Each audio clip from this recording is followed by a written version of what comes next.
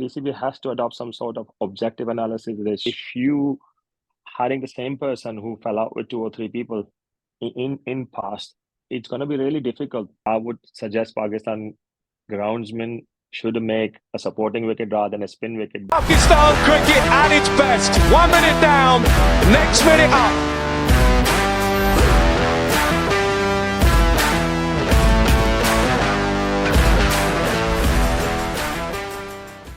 Thanks very much, everybody, for joining me once again. My guest is a regular contributor on PakPassion, a familiar face for all our viewers. He's a former Pakistan Test player. We know he's coached all around the world, including the Pakistan Super League. He's coached for the ECB. He's coached for Germany. He's coached at Lancashire as well. He's scouted for the ECB and various other teams as well. And as I've said before, he's one of the few Pakistani ECB Level 4 qualified coaches. Once again, a very warm welcome to Atiq-uz-Zaman. Atiq bhai, assalamu alaikum. Wa alaikum assalam, Zaid bhai. How are you? I'm very well, Atiq bhai. Tell us about what you've been up to recently. I believe you've been to Germany and you've also got an upcoming project regarding some scouting. Yes. I've been in Germany. We have the World Cup qualifier over there for Europe region for Group B. And we had a good tournament, but unfortunately we did not make it for the main World Cup qualifier because our group was very stronger group and the jersey was in there, and it was actually very mismatch between Germany and Jersey. And actually we had a little bit mishap in Norway game and we didn't perform the way we should have performed, and that game cost us that tournament. So a little bit disappointed, but the guys done really well. We learned from our mistake and we move on. And I also took my last week. I just came back yesterday from Germany, and I took my academy side. I used that cricket academy to Germany, and we played against ECB under 17. So that was a great experience for our guys to go and enhance or showcase their skill in Germany. And you've got some scouting coming up this week, haven't you, as well? Yes, I'm working in Super Force for ECB for Midland region. So I'm one of the coaches in there. So it's an under 19 tournament, and mostly under 17 or top under 16 players from all over the country in the UK participate. So it's a 5-day tournament. So we go in there in Loughborough. We're going to stay there, and we're going to have some great cricket, and we'll watch some good talent from the UK. I think, mate, obviously you're doing a lot of work for ECB with scouting and junior level cricket. What can the Pakistan Cricket Board learn from this type of setup, this type of forward thinking and planning? Objective analysis, it's important. And I think when I've done my thesis for my master's in UCLan, I've done thesis on Pakistan Cricket Board over selection, and my heading was the bias in Pakistan cricket selection. And I have submitted that report to PCB as well when I think who was in one chair, Najam Sethi. Yeah, so he asked me, actually, he requested me on Twitter to send my research, and I've sent them, but I don't think they ever utilize it. So I've already mentioned. Yeah, he probably have read it because he asked for it and I've sent it. But I don't think they used it. But when I went there and worked for PCB, we try to implement those things, because when you're selecting players, it has to have holistic kind of approach, not just one approach where you're watching their stats and their score runs in domestic cricket and you just select them.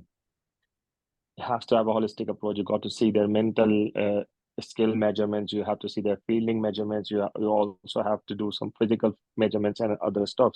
That's what ECB do. ECB does not select players just on the basis of how many runs they've scored.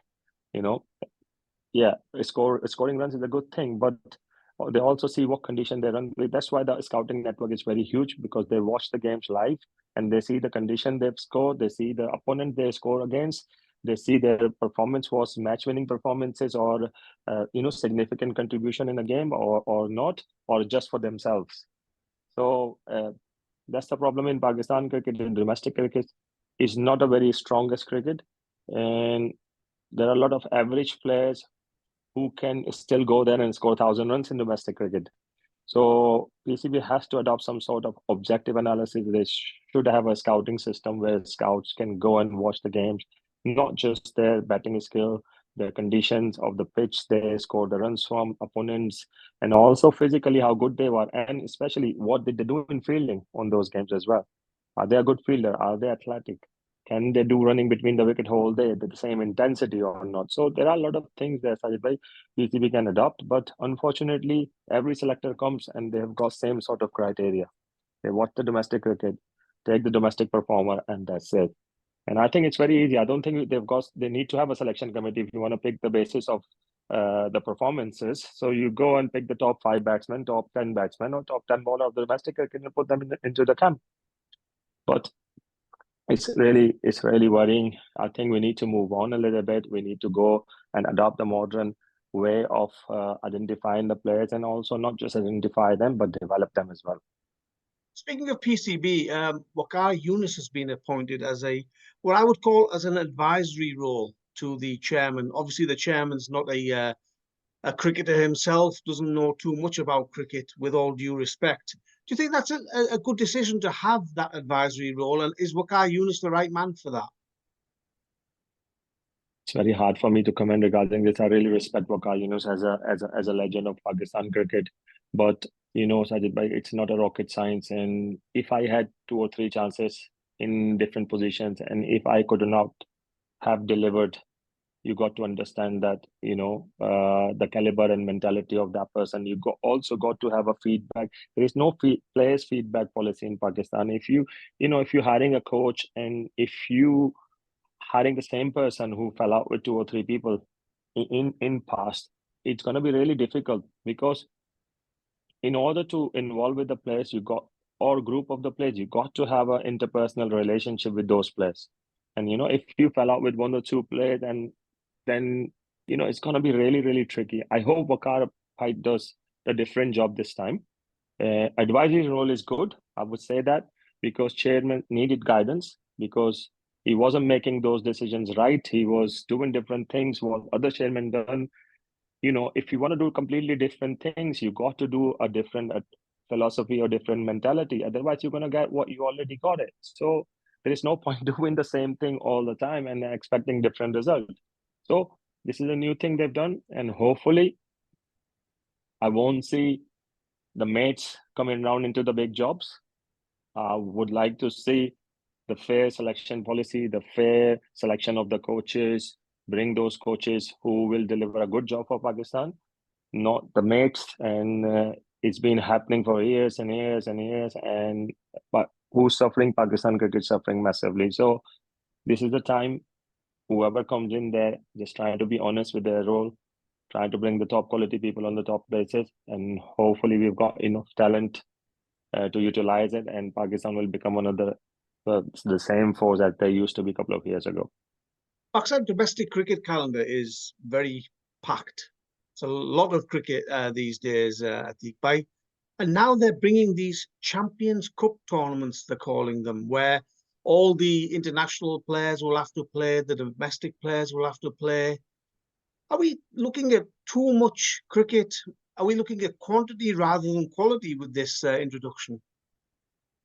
Well, I think Champions Cup is a good idea in terms of you're going to have quality players in there. You're not going to have too many players in there. You're going to have a pool of the top class player who will come from other domestic tournaments. Yeah, it could be tricky. It could be tricky about how many games one person is going to play. Therefore, you got to balance their workload. And workload is not just a word workload. For example, I used to adopt the workload philosophy when I was Sui guest coach. So, for example, if Sohail Khan or Mohammad Amir played 3 games in a row, I would give them 1 or 2 days, 1 or 2 game rest. Doesn't matter. They're going to be in line of becoming a best bowler of the tournament or not. If you have seen the stats of SSGC, neither of our bowler become a best bowler of the tournament, although we finish on the top 3 spots all the time. And because we manage the workload of them. So batsmen, okay, yeah, they can play 5 or 6 games and you can have a one rest. But bowler, after 3 games, they get fatigued very quickly, because we haven't got those kind of tools to recover from fatigue very quickly. So they needed a rest. So when I used to do the rest to the players, I never keep them in the ground or with the team hotel. I send them home. Like, go and enjoy time with your family. and spend 4 or 5 days, then come back, then you will have 1 or 2 days nets around here, and then you're ready for another game. So hopefully Pakistan Cricket Board do these kind of things and try to manage the workload very efficiently so players don't get injured or fatigued. I mean, on that point, with an already crammed domestic circuit and international matches as well, and then you're adding these 3 other tournaments in, are we sort of risking that the best players are going to become fatigued, and is there going to be too much cricket for them? They possibly can, because you can see Pakistan cricket, all the Pakistan cricket players went to Kakul before the home series, and half of the team was resting because they were managing their workload. Why did you fatigue them on Kakul camp if they weren't going to play domestic international 3 matches in a row? So you have to be really, really logical.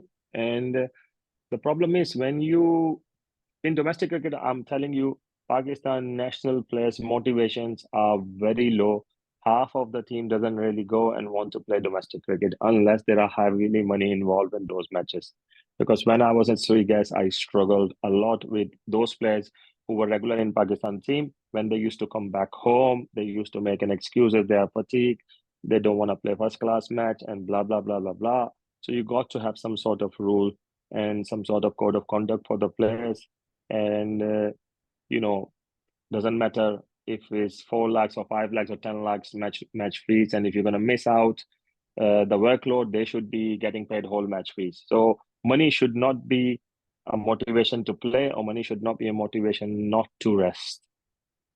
Pakistan versus Bangladesh Test series coming up. Seems like a long time since Pakistan played any Test cricket. Atiq, how do you see that series going? I mean, Pakistan at home, 2 Test series. Bangladesh not the strongest of opponents. Again, with due respect, Pakistan should be winning that comfortably 2-0, shouldn't they? I think so. Pakistan has got a very good advantage playing home. I think they're having a good preparation as well, and the squad is quite good. And I'm hoping things will go well for them, and wish them all the best.